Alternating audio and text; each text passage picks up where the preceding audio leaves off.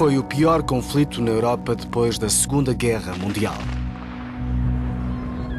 Os acordos de Dayton, que puseram cobro ao confronto que dilacerou os Balcãs, foram assinados há 20 anos. Depois disso começou uma outra etapa, a de encontrar os responsáveis pelos crimes de guerra e contra a humanidade cometidos na Guerra Bósnia. A exigência pela intervenção da Justiça Internacional iniciaria um longo caminho. O Tribunal Penal tem uma tarefa bastante precisa: determinar quem é o culpado.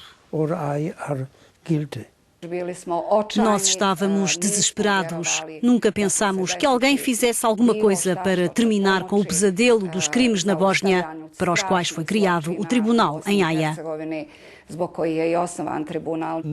Ninguém acreditava que Karadzic ou Mladic fossem presos. Presidentes, generais, primeiros ministros, altos representantes políticos, todos estiveram envolvidos em crimes de guerra e contra a humanidade e foram levados a tribunal. A história foi contada pelas testemunhas. O grande feito foi dos sobreviventes que tiveram a coragem de contar o que lhes aconteceu. Como perdoar alguém se ninguém pedir perdão? Eles queriam nomear-me um advogado inglês. A mim. O melhor advogado do mundo.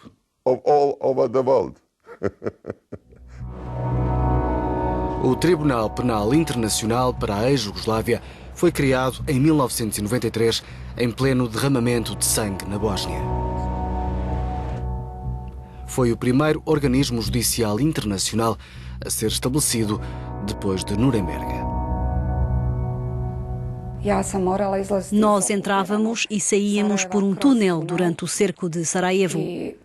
Tínhamos de atravessar um caminho cheio de granadas e snipers. As ameaças pessoais eram muito frequentes. Fui atacada em Haia uma vez e tive de ter proteção policial durante meses.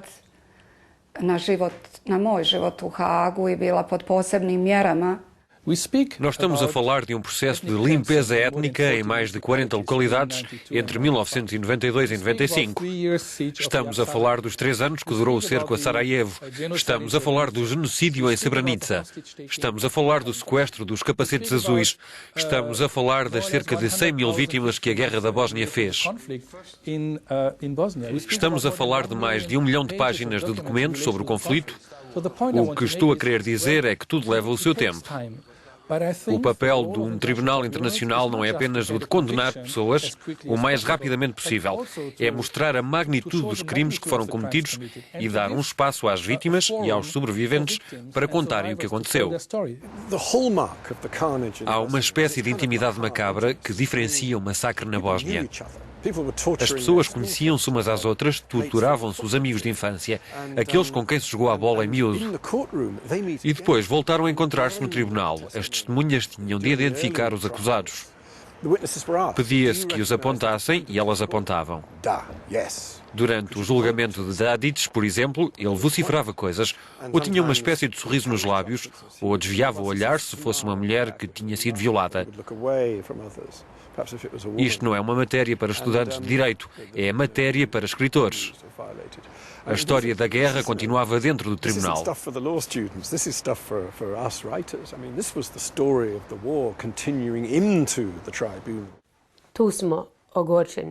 Sentimos-nos desesperados perante o tribunal. Parece que estão sempre à procura de uma razão para não condenar. A maior parte das vezes, hoje em dia, é porque os réus estão doentes. Alguns têm cancro ou são demasiado idosos e não chega a haver veredito. No caso do Vojislav Šešelj, a Procuradoria e os advogados de defesa nem sequer viram uma sentença. Ele foi libertado por razões de saúde. Mas primeiro deveriam ter apresentado um veredito e só depois o libertavam. O líder ultranacionalista sérvio Vojislav Šešelj foi acusado de crimes de guerra em 2003. Invocando razões de saúde, o tribunal libertou, mas ele continua a protagonizar controvérsias. O processo ainda não terminou e Šešelj deverá voltar em breve a Haia. Ele garante que não regressa. Eu estava realmente doente, mas essa não foi a razão para me libertarem. Eles não sabiam o que fazer comigo. Passaram 12 anos e ninguém conseguiu chegar a uma decisão.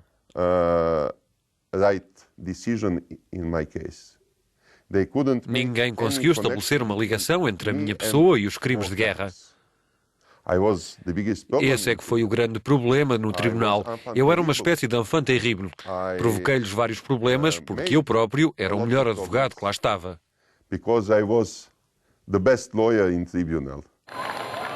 O tribunal produziu mais de 160 acusações. 3 casos resultaram em absolvição. O general croata Ante Gotovina foi recebido no seu país como um herói. Tinha sido condenado por crimes de guerra, mas depois foi ilibado no recurso. O mesmo aconteceu com o general sérvio Momčilo Perišić.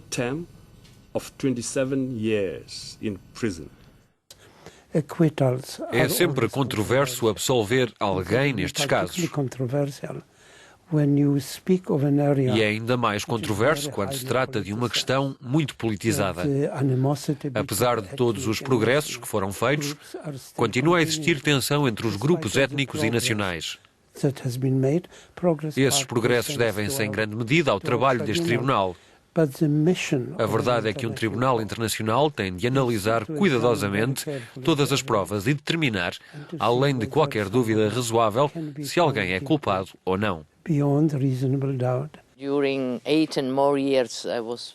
Trabalhei dia e noite ao longo de mais de 8 anos.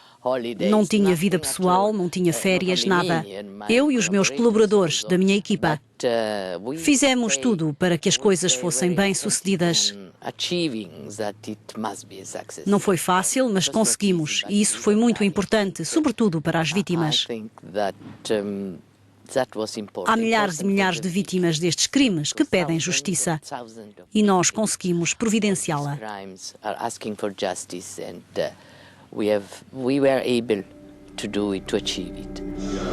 Para muitos faltam ainda 2 verditos essenciais para conseguir começar a fechar este capítulo.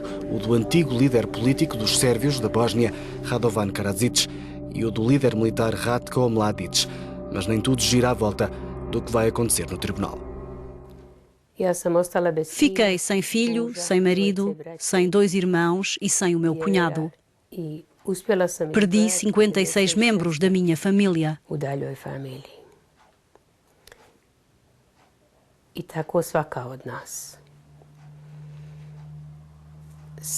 Enquanto não houver um reconhecimento por parte dos que cometeram o genocídio, e hoje em dia eles continuam a negar tudo o que aconteceu, não há perdão possível.